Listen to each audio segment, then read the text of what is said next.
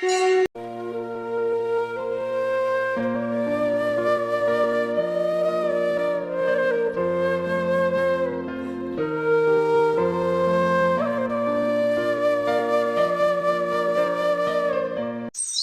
जी के जन्मदिन को लेकर हर बार की तरह इस बार भी हनुमान जी बहुत उत्साहित थे।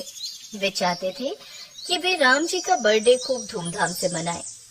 उन्होंने पूरे राजमहल को सुंदर लड़ियों और दीपों से सजा दिया। माता सीता की देखरेख में सभी मेहमानों के लिए पकवान बनने प्रारंभ हो गए।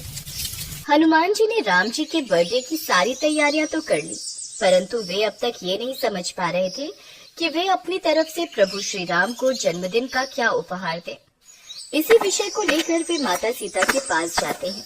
माता, मैं सभी देवी देवताओं को प्रभु श्री राम के जन्मदिन के लिए बुलावा दे के आया हूँ। बाकी सब तैयारियां तो मैं कर लूंगा, परंतु मैं प्रभु को उपहार क्या दूं? मुझे यही बात समझ में नहीं आ रही है। अच्छा, तो यह बात है। मैं इसमें तुम्हारी मदद कर सकती हूँ। ये तो तुम्हें पता ही है हनुमान कि प्रभु श्री राम को जलेबियाँ बहुत पसंद है। तो क्यों न तुम प्रभु श्री राम के लिए अपने हाथों से जलेबी बनाओ। जब तुम अपने हाथों से उन्हें जलेबियाँ बनाकर खिलाओगे तो उन्हें अत्यधिक प्रसन्नता होगी, और इससे अनमोल उपहार कुछ और हो ही नहीं सकता। माता, आपने मुझे बहुत बढ़िया बात कही है, पर मैं जलेबी बनाऊंगा कैसे? मुझे तो जलेबी बनानी आती ही नहीं है। कोई बात नहीं, मैं तुम्हें जलेबी बनाना सिखाऊंगी हनुमान। सच माता? ठीक है, तो चलिए आप जल्दी से मुझे जलेबी बनाना सिखा दीजिए। हनुमान, पहले जलेबी बनाने की सामग्री तैयार करनी होगी। हाँ बताइए, मैं सारी सामग्री एकत्रित कर दूंगा। ठीक है, तो आओ मेरे साथ रसोई घर में चलो। हम पहले सारी सामग्री एकत्रित कर लेते हैं, उसके पश्चात हम जलेबियाँ बनाएंगे। माता सीता हनुमान जी को रसोई घर में ले जाती हैं और जलेबी बनाने की सारी सामग्री एकत्रित करती हैं। माता सीता हनुमान जी को जलेबी बनाना सिखाती हैं। हनुमान जी खूब मन लगाकर माता सीता से जलेबी बनाना सीख रहे थे। तभी प्रभु श्री राम माता सीता को किसी कार्यवश बुला लेते हैं। माता, आपको श्री राम बुला रहे हैं। हनुमान, मुझे प्रभु श्री राम बुला रहे हैं। तब तक तुम जलेबियाँ बनाओ, मैं थोड़ी देर में आती हूँ। हाँ हाँ माता, आप चिंता मत करो, मैं अब जलेबी बनाना सीख गया हूँ। मैं सारी जलेबियाँ बना दूंगा। माता सीता तो रसोई में थी नहीं, अब अकेले हनुमान जी ही रसोई में थे। मुख से राम राम बोल रहे थे, राम नाम का जाप कर रहे थे। उन्हें पता ही नहीं चला कि वे राम नाम लिखी जलेबियाँ बना रहे हैं। जब तक माता सीता आई तब तक हनुमान जी सारी जलेबियाँ बना चुके थे। मुझे आने में देर हो गई, लाओ मैं थोड़ी जलेबियाँ बनवा दूं। माता, आपने इतने अच्छे से मुझे जलेबी बनाना सिखाया था, मैंने तो सारी जलेबियाँ बना भी दी। अब ये देखिए। माता सीता देखती है कि जो जलेबियाँ हनुमान जी ने बनाई हैं, वो राम नाम की हैं। माता सीता हनुमान जी के अपार प्रेम को देख रही थी, जो भगवान श्री राम के लिए उनके हृदय में था। उसके पश्चात जब संपूर्ण सभा में प्रभु श्री राम का जन्मदिन का उत्सव प्रारंभ हुआ, सबने प्रभु श्री राम को जन्मदिन की बधाई दी। सब प्रभु श्री राम पर फूलों की वर्षा कर रहे थे। सभी देवी देवता तरह तरह के उपहार प्रभु श्री राम के लिए लेकर आए थे। अब बारी थी हनुमान जी की। हनुमान जी बड़े से थाल में खूब सारी जलेबियाँ लेकर सभा में उपस्थित हुए। प्रभु, यह देखिए, आपके लिए हनुमान ने स्वयं अपने हाथों से यह स्वादिष्ट जलेबियाँ बनाई हैं, और साथ में अपना संपूर्ण प्रेम जो हनुमान के हृदय में आपके लिए रहता है, वह भी इन जलेबियों को समर्पित कर दिया है। ये तो आपको ये जलेबियाँ देखकर पता चल ही गया होगा। प्रभु श्री राम देखते हैं कि जलेबियाँ राम नाम की हैं। प्रभु श्री राम की आंखों से अश्रुधारा बह जाती है और वो हनुमान को अपने हृदय से लगा लेते हैं। हनुमान अपने हाथों से प्रभु श्री राम को जलेबी खिलाते हैं। प्रभु श्री राम भी हनुमान को जलेबी खिलाते हैं। हनुमान, तुम हमें कितना प्रेम करते हो, इतना प्रेम कि जिसका जितना बखान किया जाए उतना कम। हे हनुमान, तुम मेरे परम भक्त हो, परम मित्र हो, परम प्रिय हो। प्रभु, आपको मेरे हाथों की बनी जलेबियाँ इतनी पसंद आई। प्रभु, लीजिए और खाइए। प्रभु, हम सबको भी राम नाम के रस का पान करना है।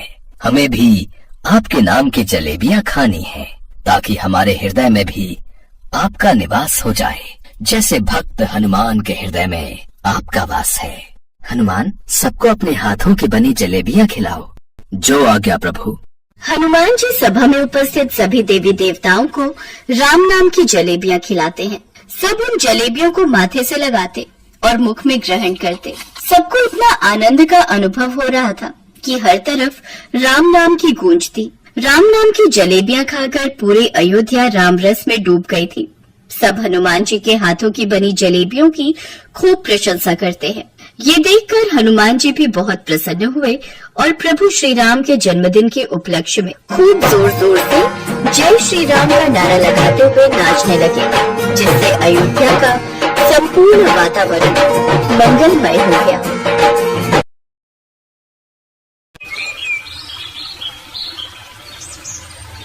सीतापुर गांव में एक बहुत पुराना हनुमान मंदिर था।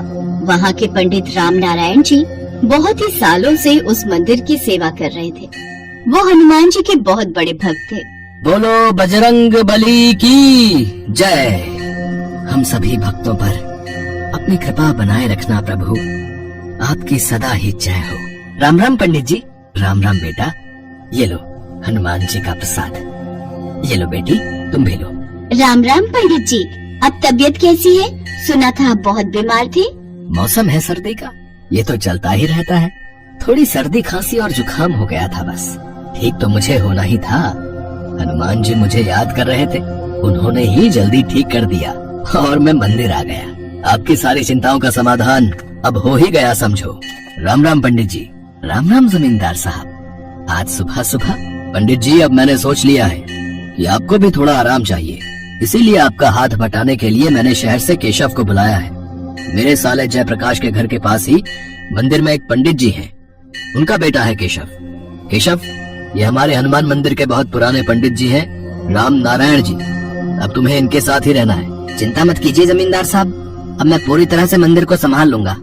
राम नारायण जी, अब आप हनुमान मंदिर की सारी सेवा मुझे दे दो और आराम से बैठो। हाँ हाँ बेटा, जरूर। मैं तुम्हें मंदिर के सभी कार्य समझा देता हूँ। ये साप्ताहिक आरती की सूची है। यहाँ इस दिन कथा वाचन होता है, किस समय कीर्तन होता है वगैरह सब कुछ इसमें विस्तार से लिखा हुआ है। प्रत्येक सप्ताह भंडारा भी आयोजित होता है। धीरे धीरे तुम सब सीख जाओगे। राम नारायण जी केशव को सब कुछ समझाते रहे और केशव ध्यान से सुनता रहा। हनुमान जी की मूर्ति बहुत सुंदर थी। उस पर सोने का मुकुट, गले में सोने की माला तथा सोने के अन्य आभूषण भी जड़े हुए थे। केशव का सारा ध्यान बस हनुमान जी के सोने के आभूषणों पर ही रहता था। उसके मन में सोने के आभूषण देखकर लालच उत्पन्न हो गया और वो आभूषण चुराने के लिए योजना बनाने लगा। ऐसा क्या करूं जिससे सांप भी मर जाए और लाठी भी न टूटे? मुझे तो हनुमान जी की इस मूर्ति से आभूषण चुराने ही होंगे। बहुत महंगे आभूषणों से श्रृंगार किया हुआ है। बस मौका देखते ही आभूषण मुझे अपने कब्जे में ले ले। बस ऐसे ही रोजाना राम नारायण जी देर से मंदिर आए, फिर मेरे पास अच्छा मौका रहेगा। राम राम पंडित जी। पंडित राम नारायण जी नहीं आए क्या? हाँ, वो आजकल मैं मंदिर की काफी चीजें संभाल लेता हूँ ना, इसीलिए वो देर से आते हैं। कुछ काम था? हाँ, वो उन्होंने हवन की सामग्री लिखवाने के लिए बोला था। अच्छा अच्छा, कोई बात नहीं, मैं लिख देता हूँ। केशव हवन की सामग्री लिख देता है। शुक्रिया पंडित जी, बहुत बहुत धन्यवाद। खाली धन्यवाद से काम नहीं चलेगा, कुछ दान दक्षिणा तो दो। मैंने इतना समय लगाकर सामग्री लिखी है, कम से कम 501 रुपया लूंगा। पर मेरे पास इतने पैसे नहीं है। पंडित जी ने तो कभी मेरे से इतने पैसे नहीं मांगे। अरे पंडित जी अब बूढ़े हो गए हैं, उन्हें क्या समझ कि कैसे काम चलाना है? हमें भी तो खर्चा पानी निकालना होता है। लाइए, दीजिए, दक्षिणा दीजिए। तभी पंडित राम नारायण आ जाते हैं और वो केशव को ऐसा करता देख लेते हैं। केशव, ये क्या कर रहे हो? ये ठीक नहीं। मंदिर में आज तक इस तरह से बेमतलब दान दक्षिणा कोई नहीं लेता, और अभी तो हमने हवन किया भी नहीं है, तो फिर किस बात के पैसे तुम दे रहे हो? जब हवन हो जाएगा उसके पश्चात ही हम दक्षिणा लेंगे, अभी इससे पहले कुछ नहीं, और वो भी इनके सामर्थ्य के अनुसार लेंगे। राम राम पंडित जी, बहुत बहुत धन्यवाद। मैं चलता हूँ। भक्त वहाँ से चला जाता है। केशव मन ही मन ईर्ष्या से भर जाता है और अब तो उसने ठान ही लिया था कि वो पंडित राम नारायण को रास्ते से हटा कर रहेगा। मुझे पंडित राम नारायण का कुछ करना ही होगा, वरना ये तो मुझे कुछ कमाने ही नहीं देगा। और फिर मुझे मंदिर के आभूषण चुराकर इनका पत्ता भी यहाँ से साफ करना है। मुझे ये काम जल्दी ही करना होगा। केशव हनुमान जी का मुकुट और बाकी के आभूषण चुराने के बारे में सोच चुका था। पंडित जी, आपकी तबीयत भी ठीक नहीं रहती। एक काम करता हूँ, शाम को मंदिर के द्वार ढकने की जिम्मेदारी मैं ले लेता हूँ। आप समय से घर चले जाया करो, वैसे भी सर्दी का मौसम हो रहा है।